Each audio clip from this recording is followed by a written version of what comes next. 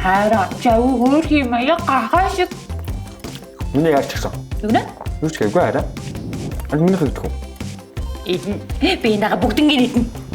Яста мандаг. Гэхдээ миний яар ингэж ихэдээд байвал таргалаа шүү.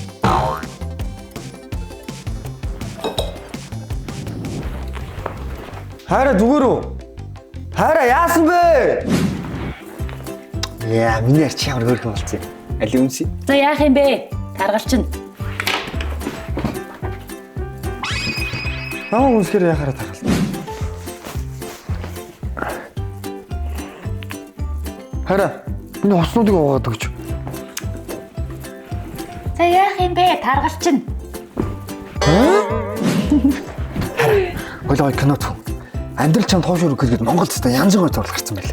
Үзгүй. Үзэл та хүмүүс таньж гоё гэдэг штэ. Үзгүй. Үзэх юм бол таргалчин яах юм? Ямар тахлын буруу өгсөн бол та. За яах. Зүг өрөөд өгье л та.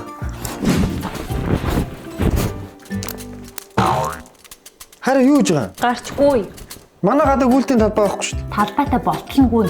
Тэгэхгүй бол чамаас болоо таргалах гэдэг. За харийга тэгж хэлсэн дуучлаарэ. Уучлал да. Хараа би ч гоё хамттай юм асан. Энийг үзэжтэй.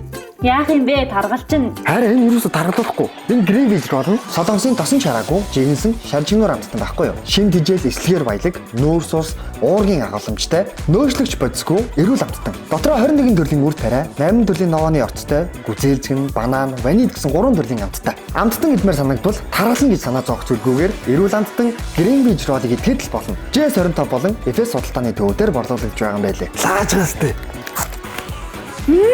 Саад ийшнэ. Ингэж хүчтэй нэгэд хамаа ингээ арсчин үрчлээтэд хордоо өшөрдөг гэсэн шүү. Бас яаж юу та хайраа? Яагаач вэ? Хөшөө үнтэй битгий.